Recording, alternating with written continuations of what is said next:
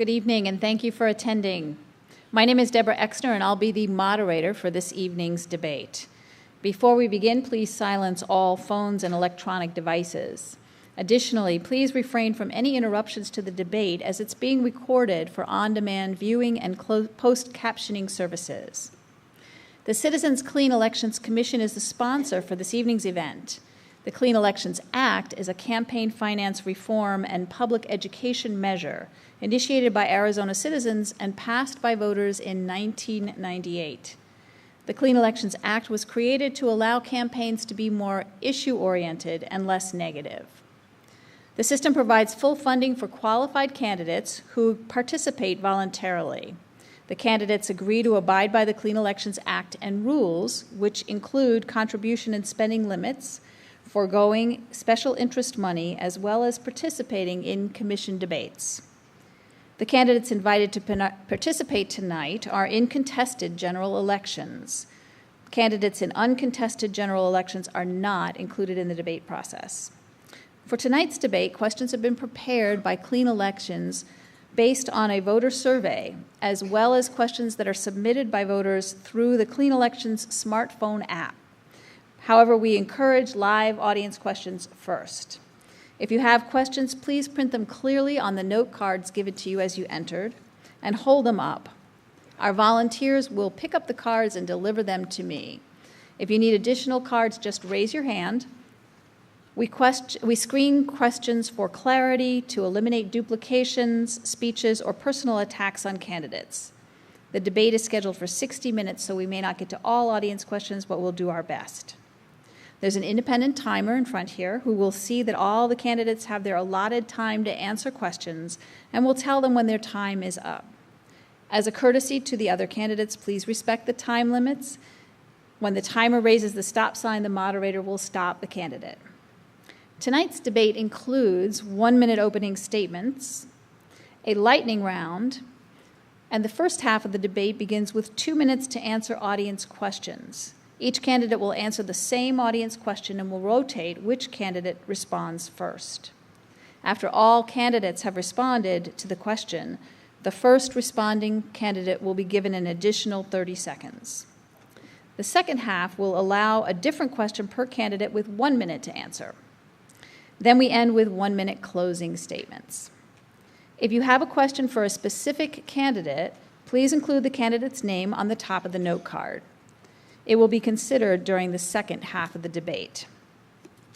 We ask that you remain polite to all of the candidates and give them a fair and uninterrupted hearing, no matter how strongly you may agree or disagree with anything being said.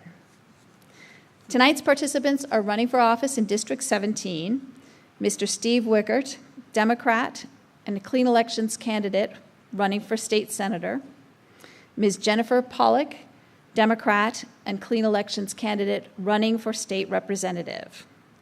The order in which the candidates will speak is starting with the Senate for the first half and starting with the House for the second half. Mr. Weichert, will you start with opening remarks, please?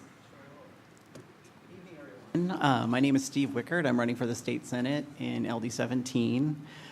First of all, I want to thank everybody for coming out this evening. I'm really encouraged to see people actually taking part in their democracy.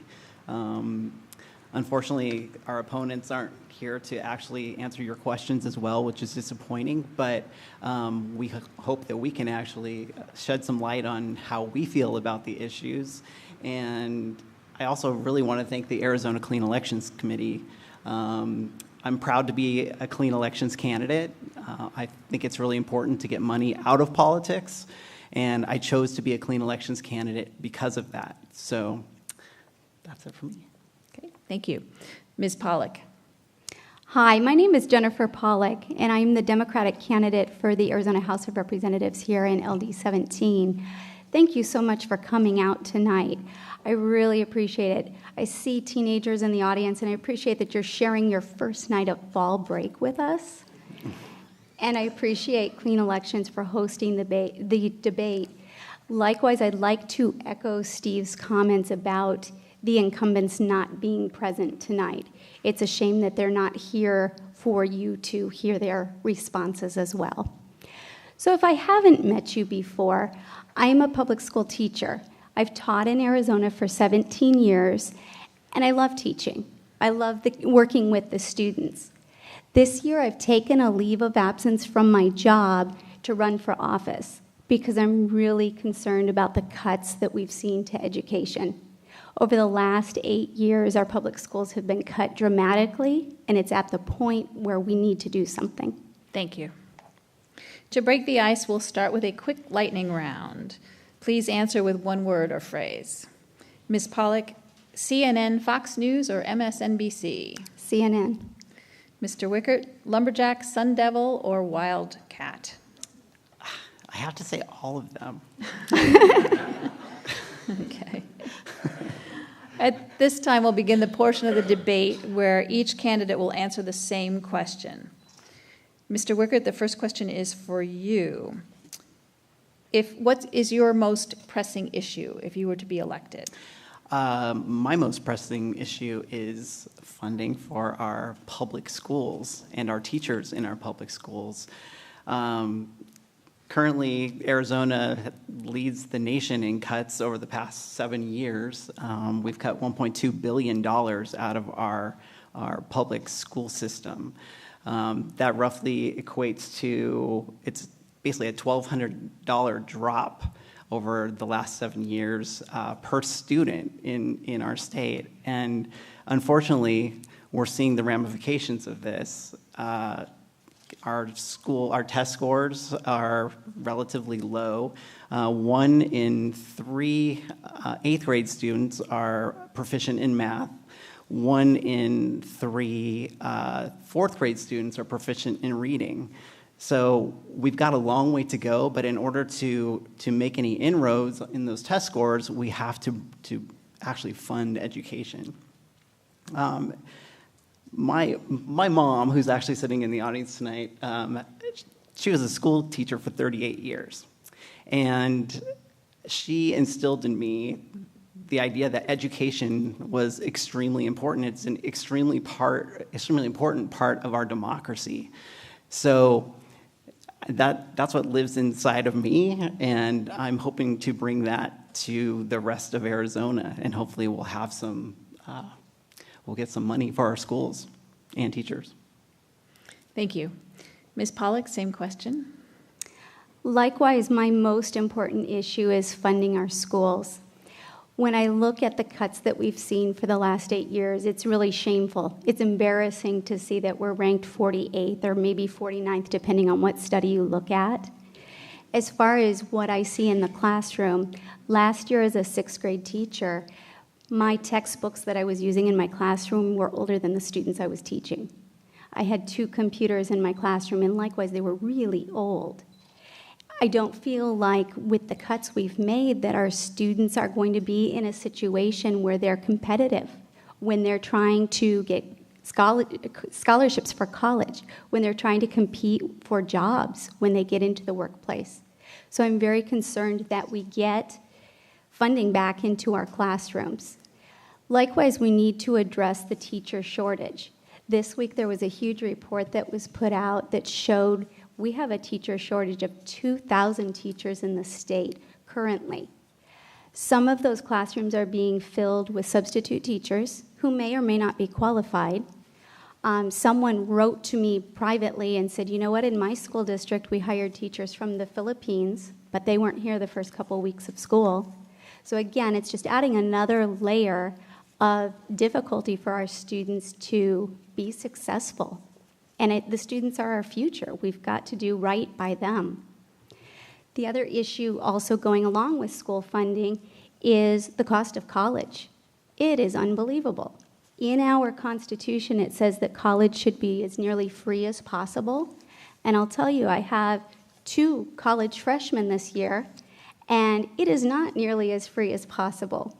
If you look at tuition, room and board, and all the other fees, it's about $27,000 a year to go to college in-state. Thank you. Thank you.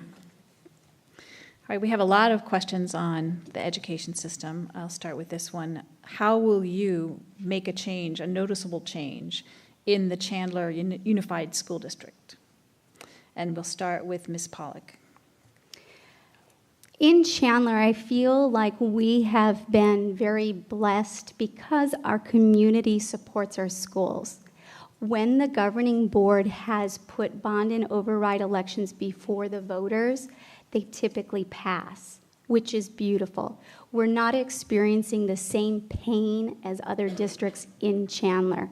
However, like I said, our books are outdated. We don't have enough technology.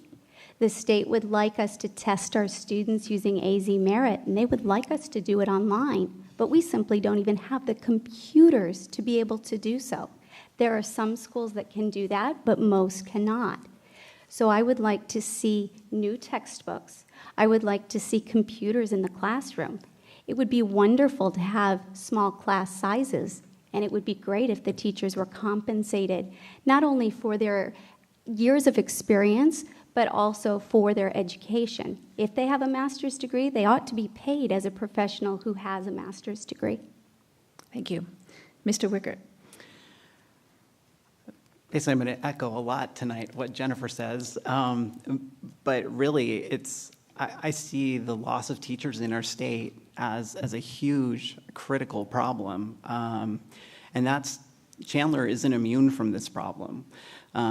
Jennifer did bring up that there's 2,000 empty teaching positions in the state right now, but what she didn't say was that the previous year there were 700. So when we're starting to talk about the critical nature of having teachers in the classroom, it's going to affect Chandler as well.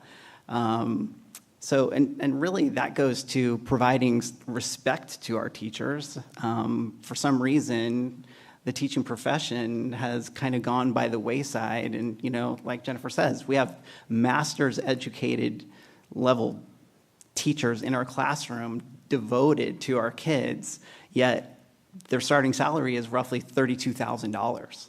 I think that's reprehensible. I think, where our kids are our future, our teachers are the ones that are forging that future. So, that's where I would say we need to do a lot of work. Jennifer also brought up the bonds and overrides that have passed here, but it's important to note that the reason that we have bonds and overrides is because the state isn't doing their job to fund our schools.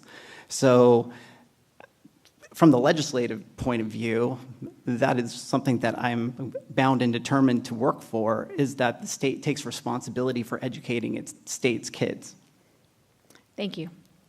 Ms. Pawlik, you have 30 seconds to add to or respond. Okay, no problem. Specifically in Chandler, just so you know, the starting teacher salary with a bachelor's degree right out of college is $39,500. And I was on the committee that was deciding that last spring, so that was something that I was able to do for the teachers in this community.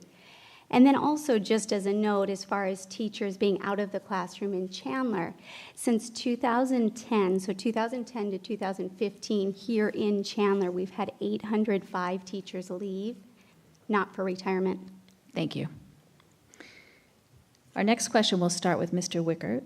And what's your position on Proposition 205 for legalizing recreational marijuana? That's an interesting one for me. I'm wholly supportive of legalizing marijuana for medical purposes.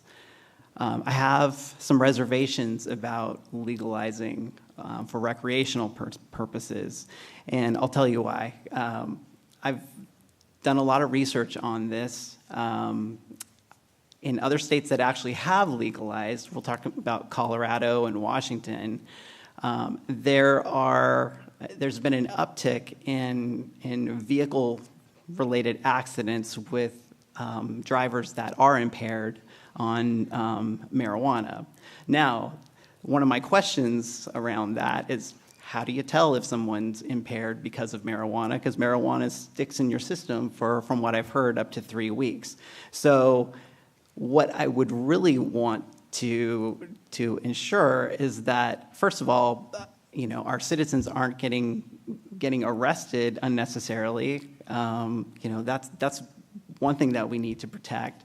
And the other thing too, my job as the legislator, number one above anything else is public safety.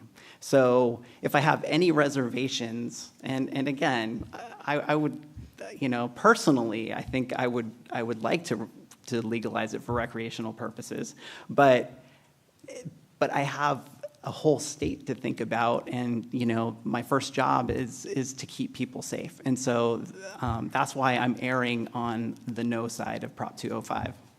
Thank you. Ms. Pawlik, same question. What you're going to find when we talk is we share a lot of the same opinions. I also do not support Prop 205. With the reading and the research that I've done, as Steve was saying, I'm finding there are issues with safety when it comes to the traffic deaths. I also read a 3-part series about Colorado, and what I found really disturbing about that series that I read, a lot of people were coming to Colorado to be a part of the marijuana industry, and they came with a backpack, and they didn't have any money. They were, it was almost a need for more social services when they came there. They didn't have something to eat. They didn't have a place to stay. And they were finding that the need for social services was greater.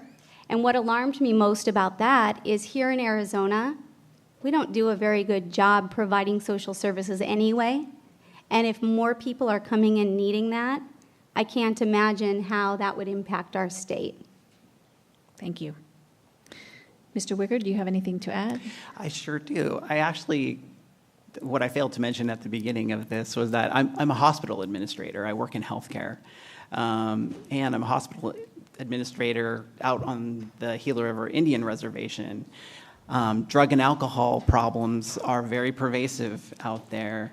And I have seen the devastation caused by families, who have addiction problems. And that's the other reason why I kind of err on the side of that side. Thank you. Ms. Pawlik, what are you going to do differently from your opponents regarding LGBTQ rights? I don't know that they even acknowledge the LGBT community. And I think that they should have the same rights as anybody. My best friend about a year and a half ago was finally able to marry her wife, and that was really exciting. I got to go to their wedding and be a part of that. So I think that they need to have the same rights as everybody else. They're people just like we are. There should be no separation or difference. Thank you. Mr. Weichert? I would treat the LGBT community very differently than my opponent. My opponent, Steve Yarbrough, actually was the writer of SB 1062, which was the Religious Freedom Bill, if everybody remembers, which happened a couple years ago. First of all, it caused huge embarrassment to our state.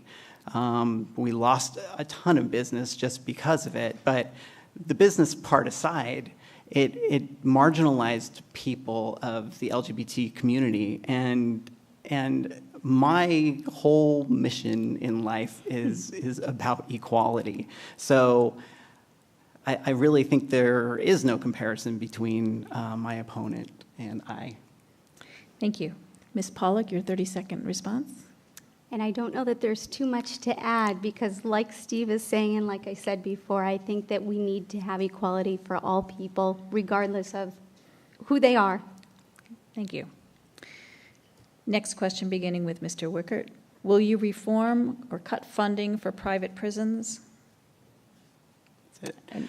I would like to see the private prison industry completely abolished. So yes, I would actually cut funding for our private prison system. I think the private prison system is built on the misery of others.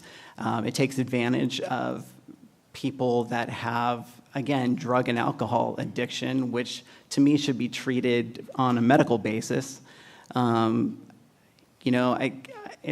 fact that there are people that are making money off of the misery of others when it can be perfectly run by the state, and it was. I mean, we had some issues, what was it, Kingman, where we had some escaped convicts because they were cutting corners, and that's what's going to happen in a private prison industry because they're profit-based. So yes, I would absolutely cut funding if I had my opportunity. Thank you. Ms. Pawlik? Likewise, I would cut funding for the private prisons. I was really excited to see that at the federal level that they're going to be closing them down, and I hope that that's a sign of Arizona moving forward as well. Since the recession in 2008, the Department of Corrections budget has actually been increased by 15%. So their budget, the numbers that they've seen have increased by $87 million. And we have contracts with these private prisons to pay for beds, whether they're full or not. And that seems like a terrible waste of money when our schools are suffering. If we could take that $87 million and put it into our schools, imagine the difference that that would have. So not only where Steve was saying about we shouldn't be financing somebody's misery, but maybe we can put that money to good use instead. Thank you. Mr. Weichert, 30 seconds. Yeah, that's actually what I meant to say there, is that there's extra funding that we can pull, and it's all about priorities. So if we can prioritize that money into education, we'd be better off for it. The fact that we have a required minimum number of beds that we need to fill in these private prisons, I think is absolutely insane. That's not a way to run a correctional system. Okay, thank you. Next question is, how can Arizona repair relationships with the Hispanic community post SB 1070? And we'll start with Ms. Pawlik. I think that Arizona needs to include the Hispanics, include them in boards, include them in leadership positions, listen to their concerns. I feel like the Hispanics, as well as other groups of people, have been set aside. They've been ignored, and that's not okay. One of the things Steve and I are trying to do is we're trying to get out into the community. We're trying to talk to actual voters. We go out all day Saturday and all day Sunday. We go out during the week when we can, so we can hear the concerns of the people who actually live here in Chandler. So I know that for the two of us, we do care about the concerns they have. We want to listen and we want to support them. Thank you. Mr. Weichert? Can you repeat that question just one more time? So I'm Sure getting thing. it all. How can Arizona repair relationships with the Hispanic community post SB 1070? Basically, it comes down to interacting with our Hispanic community. Like Jennifer was saying, I can't say, and to be completely honest, before I ran for office, I didn't really spend a lot of time in our Hispanic community, and literally we're surrounded right around 2 square miles right here. It's a large Hispanic community, and as I've gotten to talk to them and to actually hear their concerns, I'm building a bridge of trust and I'm building a relationship with them. I think also, we have this issue with the Dreamers that are here. They're in the same several square miles right around here. I've talked to them. They've been here since they were born, basically, right after they were born, obviously. But, we've invested in these kids. They have gone through our school system. They have excelled in our school system in many cases, and we need to support them going forward. They, for all intents and purposes, are Americans. So, I think that's one area where we can actually start bridging that gap. Thank you. Ms. Pawlik, do you have the 30 seconds to add anything you'd like? And I guess I'll continue with Steve's thought there about how they are Americans. They've been here. They've been through our schools. They speak our language. They need to go to college as well, just as well as anybody else who lives here in Chandler. We want them to have the same opportunities so they can make a positive difference in our community as a whole. Thank you.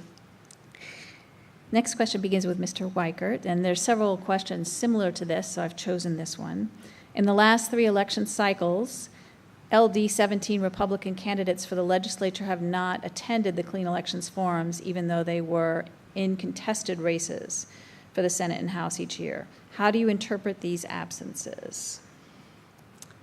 It's a very good question.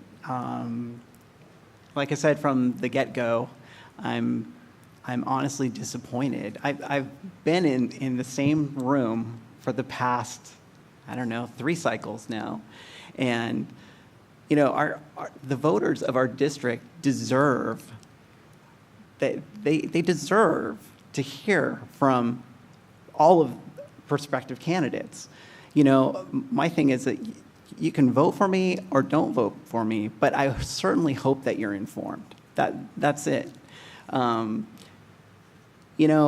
me, it shows great disrespect to the people of this community. It also displays an arrogance that I have a hard time even putting my finger on, but it's basically telling the voters that this race is over, an election doesn't even matter. Both of our opponents are vying for leadership in the House and Senate. They have both declared that they were going to be the House Speaker of the House and Senate President. But we have this little thing here called an election that has to take place. And we need to let the voters weigh in before you start making any kind of decisions or statements like that. And to me, it's offensive. And I don't know how much more plain to be. Thank you. Ms. Pawlik. And I would agree that it's a shame that they're not here, because if I was a voter sitting in your chairs, I would sure like to hear both sides of the story. I would like to hear what their opinions are on the issues, and we don't really know. I mean, we can do research and look on websites, but we can't ask them directly questions that are on our minds. So I find that it's a shame that they're not here. It's disappointing they're not here. In the process of running for office, a lot of times we've been put in very, uncomfortable situations. We went through the interview process with the Chamber of Commerce in Chandler and Gilbert, and it was hard. It was really hard. There was a forum that Gilbert hosted. So it was a panel like this, and I'll tell you what, everybody on the panel was a Republican except me, but I still went. And it was difficult, and I'm sure I didn't look very good, but I went, and I did my very best, and I sure wish they were here so that you could hear their very best. Thank you. Mr. Wickard, do you have anything to add? Just, general disgust. How about that? Okay. The next question will begin with Ms. Pawlik. What is the greatest obstacle to improving education in Arizona? I think perhaps right now in Arizona, one of the greatest obstacles is the voucher system. There is a huge community who like the vouchers and they don't see anything wrong with them. What the vouchers are, if you're not aware, it was started as a way for parents to afford private school tuition for special needs children. And those were children whose needs were not being met in the public school setting. So that's where it started. That has expanded and expanded and expanded. So currently, about 3,000 children are eligible for this award, but the legislature wants to continue to expand it. And in fact, there was a bill this spring where they wanted to expand the voucher program to all public school students. Now, how this impacts the public schools is if a parent wants to move their child to a private setting, and it could be a parochial school, they can apply for a voucher, and they can go to the private school, and part of the tuition will be paid with the voucher. In the last school year, the 2015 school year, Chandler Unified lost $1.3 million to vouchers, and Gilbert Unified lost $1.6 million to vouchers. So this program that was intended to help special needs students is often now being used by wealthy families to subsidize the private school tuition. And I have an issue with public money being spent for private schools. Thank you. Mr. Weichert, same Could you question. repeat that question one more time? What is the greatest obstacle to improving education in Arizona? You know, quite honestly, I think there really is a root cause here. And if you pay attention to the politics of today, we are so hyper-partisan in this state. It's come to a point where it's looked upon unfavorably by both sides. I'm going to call out my own party in this as well. But, you know, there's a problem when you can't come to the middle and compromise. By the basic nature of politics, I think the root of the name even means that working together. And we have gotten so far away from that we all retreat to our opposite corners, and there's no middle ground. And we need to find that middle ground. And there's only one way forward. And I hate to tell you, the only way forward is to find common ground. Yeah, I think that's the biggest obstacle. The other obstacles, you know, there's some. We have right now tax cuts that have been passed since 2009. They're set to phase in right now. That's $900 million a year in tax cuts. That's being phased in gradually right now, but we're literally taking money away from our schools in tax cuts. Tax credits as well. Takes 2/3 of a majority to get rid of a tax cut, but we're so eager to issue them that, you know, those are on the books forever. And we have to figure out a way to make sure that we look at these heavily and scrutinize them before we ever roll them out. Thank you. Ms. Pawlik, your 30 seconds. And I think I don't need to say any more. Okay. All right, next question begins with Mr. Weichert, rather. Can you, whoa, oh, let me do it this way. What changes would you like to see happen with the way that Arizona holds elections? Well, I would love to see us expand the Arizona clean elections system. You know, I have to say, and I say this a lot, but it's been one of the greatest privileges of my life to run for this seat. And the reason why I can say that is that I'm not beholden to anybody other than the people sitting in this room that live in this district. You know, my opponents, on the other hand, they actually, you know, they have some money coming to them from sometimes unknown sources, unknown to the voters. So literally, I think we need to expand our clean election system. The current majority is bound and determined to eliminate clean elections, but the more we take money out of the system, the cleaner our politics will be, the more issues-oriented our politics will be, and special interests will be taken out of the equation. I really truly believe that's the way forward. Thank you. Ms. Pawlik, same question. Will you repeat the question? What changes would you make about the way Arizona is holding elections? One of the things that I think hopefully would increase voter participation was if we had an open primary. Right now, I speak to so many people who are independents, and they don't realize they can vote in the primary. They can vote in the primary. All they have to do is go to the polling place or request a ballot online, but they do have to pick one party or the other. They can't vote both, even though they're independents. So that might increase voter participation, particularly in the primary. And then I would also like to echo what Steve's saying. I find it very concerning that the majority party is looking at doing away with clean elections, because I'll tell you what, it's been wonderful. We worked really hard early this spring to gather our $5 qualifying contributions, and now we have time to talk to voters. We're not out asking for money. We're not spending time fundraising. We're actually talking to the people who live in our community. And that's so important, because if you even think of the word representative, it's somebody who represents you. That's what we should be here for, not just to raise money. Thank you.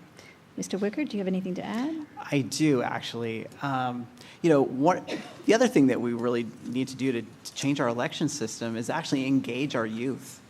One of the things I'm most proud about this election, other than being a clean elections candidate, is to actually have a group of high school kids working as volunteers in our office, and they happen to be sitting out in the audience tonight because they're invested.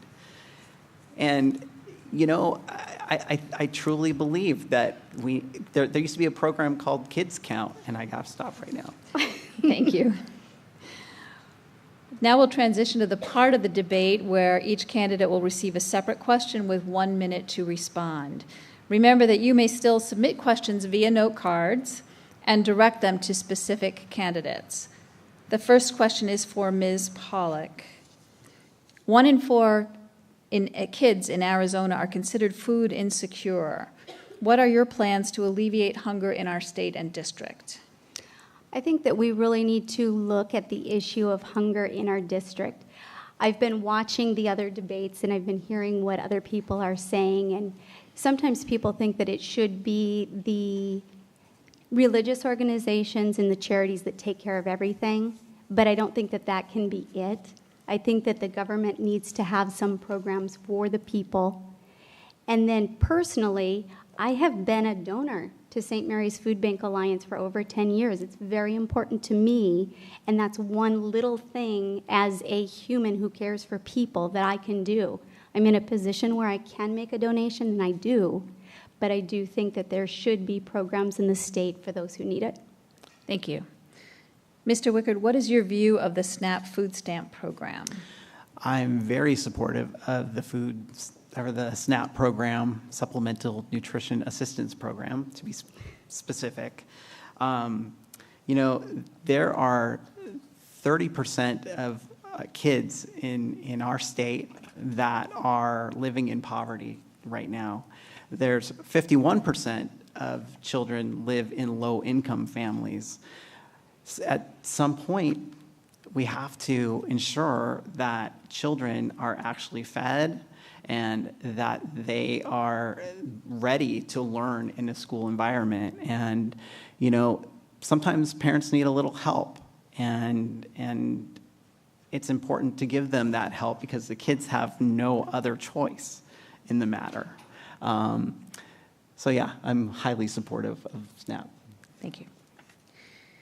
Ms. Pawlik, how do you propose getting the legislature to focus on the important issue of increasing school funding? As Steve said earlier, I think it's very important that we have compromise. So before we can even have compromise, the numbers in both the House and the Senate need to be closer. In the Senate, we're very close. We have only 2 seats we need to gain before there will have to be a compromise. In the House, we're off by 6. I'm really encouraged because there are some really great candidates who are running this year. And I'm hoping that our numbers can even out so there will be a conversation. And then with the conversation, there will have to be give and take on both sides to come to a compromise that will benefit our students. Thank you. Mr. Weichert, one of your opponents spearheaded, J.D. Mesnard says, from the audience, said, spearheaded efforts to sharply increase amounts that can be contributed to legislative candidates. Do you view this as a healthy development, contributing to wider speech opportunities? It was actually in the Senate, Steve Yarbrough was the one that signed off on SB 1516, which would widen the amount of money, and it would basically open up campaigns to being supported by dark money, which a lot of people have heard. So I'm not sure I got the whole question, but The point of the question is that it would allow sharply increased amounts that can be contributed to legislative candidates. Do you view this as a healthy development? yeah, no, definitely not a healthy development. Again, we need to get money out of politics. I don't know how much plainer to say that. It's corrupting our state. If you take a look at how much money is already dumped into Arizona, we far surpass almost every state, at least in the western part of our country. And now we're just opening it up more. And stop. Thank you. Ms. Pawlik, what would you do to improve mental health services in Arizona? I think that we need to look at more preventative care. We need to make sure that mental health is an issue that can be covered by healthcare, that is covered by healthcare. Teachers need to have training so that they can recognize issues and then perhaps have the conversation with the parents if they're seeing problems in students. So I think that mental health care is a big issue that isn't always addressed. Thank you. Mr. Weichert, what are your thoughts on the United States further restricting immigration? That's a very good question. It's more on the federal side of things, but America is America because of immigrants. I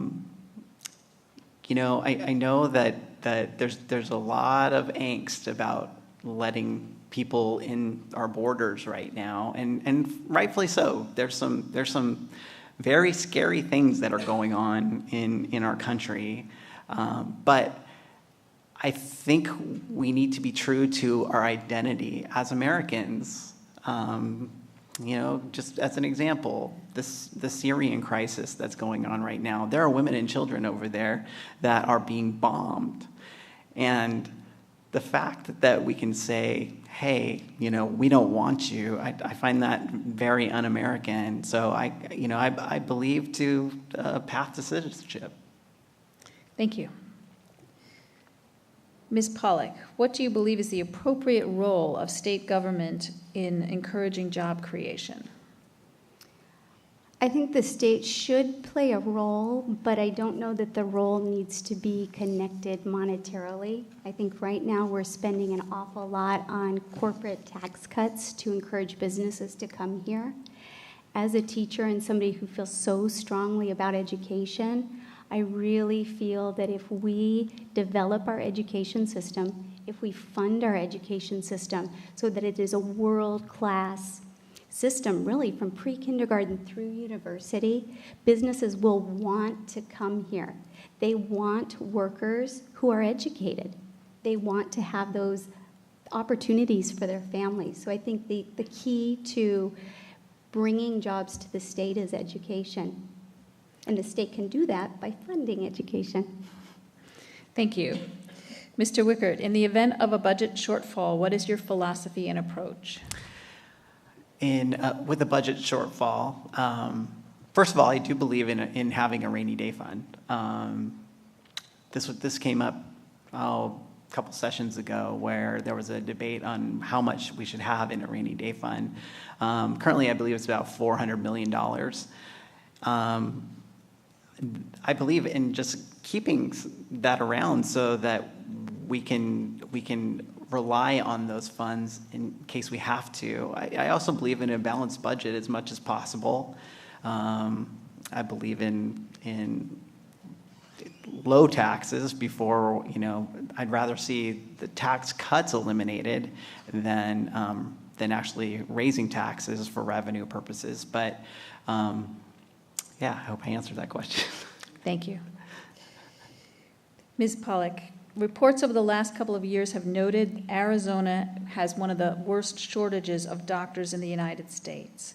How would you attempt to address this issue as an elected official? One thing that I found was really interested, as a candidate, I was invited to go to the U of A medical campus in downtown Phoenix. We had an entire day where they told us what's going on at that campus. It was fascinating. But one of the things that I didn't know is that we don't have enough spots for residents here in Arizona. We're using a number that's very outdated. I think it was about 10 years old. So we're limited to the spots we have for residents. And then what they further said was that the people who serve their residency here in Arizona tend to stay in Arizona. If they have their residency program in another state, they stay there. So I think primarily, if we were able to have more spots for residents, we could easily increase the number of doctors that we'll need in the future. Thank you. Yes. Mr. Weichert, what do you mean by a balanced budget? Balanced budget, that means where, literally it means down to where your revenues match your expenses. That's the definition of a balanced budget. I'm not quite sure what else I can say about that. Okay, thank you. Ms. Pawlik, what is your position toward the Second Amendment of the United States Constitution? So as a Democrat, everybody assumes that I'm going to say I'm taking away your guns, and I'm not going to take away your guns.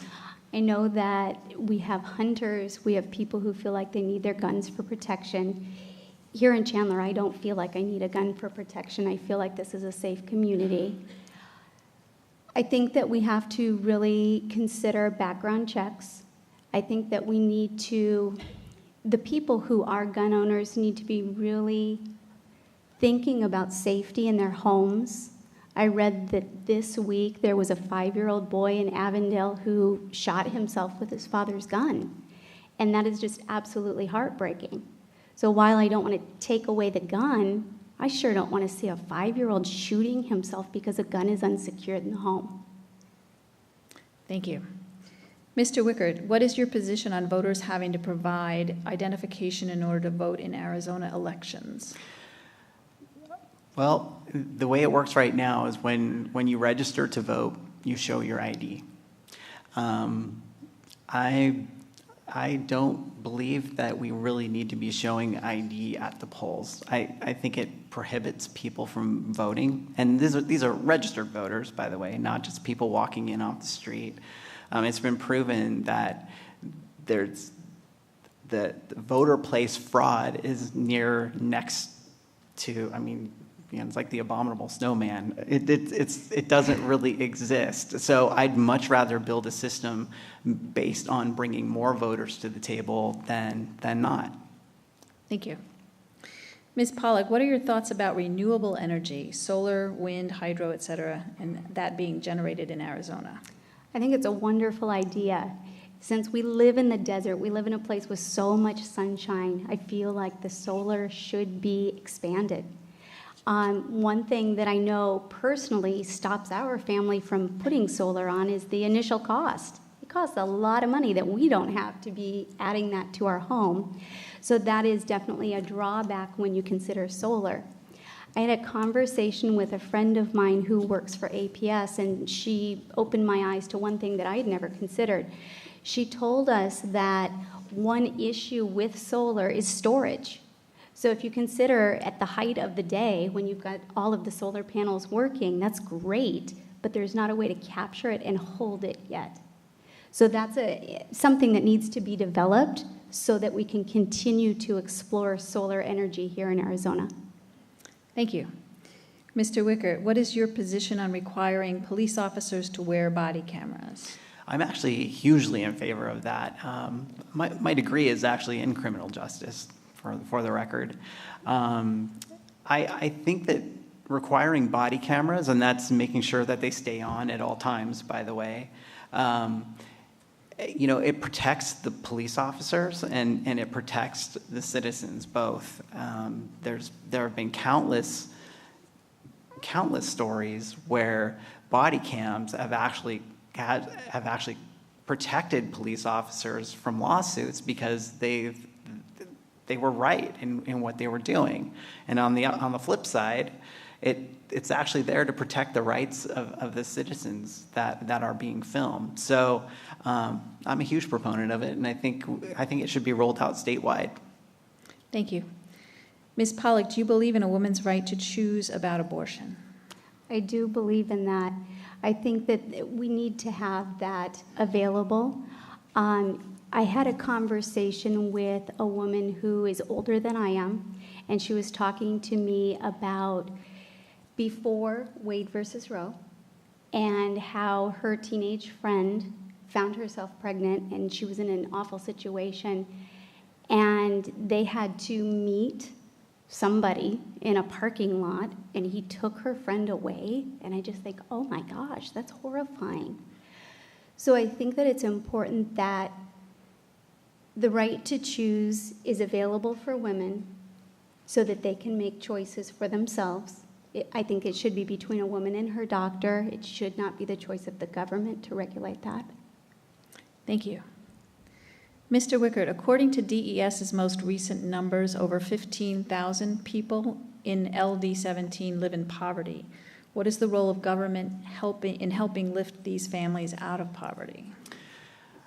The role of government is to provide a solid social safety net. The fact that we do have that many, and I'm not sure if it's 15,000, it might be, but I think that's a little high from what I've read.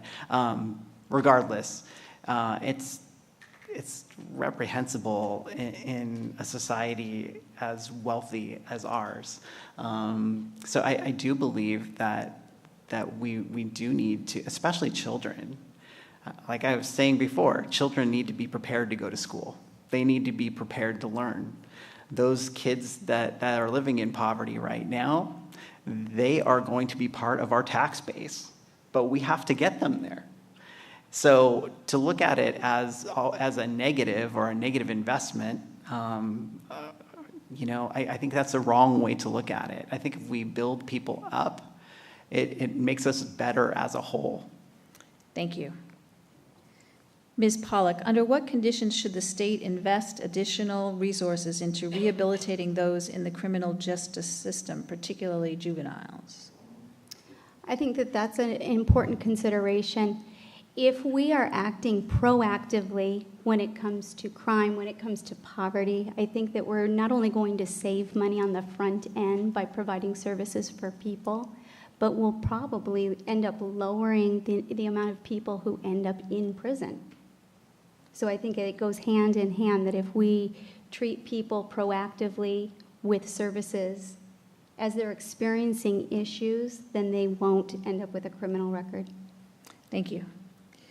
Mr. Weichert, what is your position to increasing individual states' rights and granting less power to the federal government? Article 10 of our Constitution is clearly defined. It basically establishes states' rights as opposed to the federal rights. Currently, I know that there's a movement in our state to take away more power from the feds and assert more power on the state level. I'm not for that. I think that what we have right now is a working system. Now, where there are cases of federal overreach, I think that those should be addressed on a case-by-case basis, and there have been some, and they should be addressed. But we have a Constitution for a reason, and I'd rather stick to that guiding document. Thank you. Ms. Pawlik, given the current electoral environment and voters' seeming lack of trust in their elected officials, what actions do you think elected officials can or should take to gain and maintain voters' trust?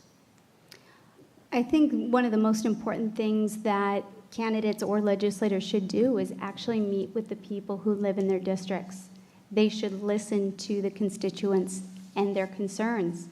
They should listen to suggestions for solutions. They're out there to represent the people of their area, and I think by opening doors to encourage conversation, to encourage people to come into offices to talk, I think that's a great idea. Steve and I have been trying to do that. We have hosted a town hall where the topic was foster care. We had foster care parents come out. We had people with connections to DCS, people with connections to CASA.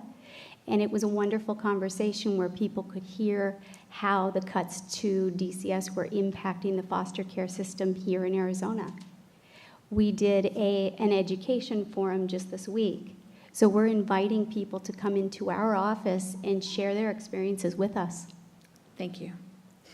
Mr. Weichert, what are your thoughts regarding increasing the state's minimum wage? That would be Prop 206, which is on our ballot this upcoming election. I'm absolutely in favor of it.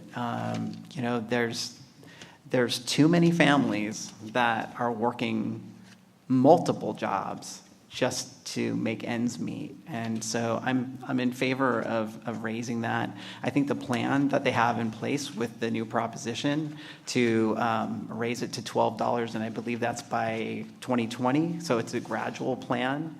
I think that's going to put more parents and families in a better financial position. And guess what? That money that they make, it's going right back into the system. So we're actually going to be boosting our economy by doing that. And I know that there's businesses that are saying that they might go out of business, but that's not how it's playing out around the rest of the country. Thank you. Ms. Pawlik, will you begin with our first closing statement, please? I sure will. I want to thank you all for taking time out of your Friday night to be with us tonight. It's important to me that you took the time to hear where we stand on the issues. And then as a reminder, my name is Jennifer Pawlik. I'm running as a Democrat for the Arizona House of Representatives. We have an office here in Chandler at Cooper and Chandler Boulevard. Stop in and see us. So if you want to have a personal conversation, come see us. And hopefully we'll be knocking on your door soon. Thank you for coming. Thank you. Mr. Weichert?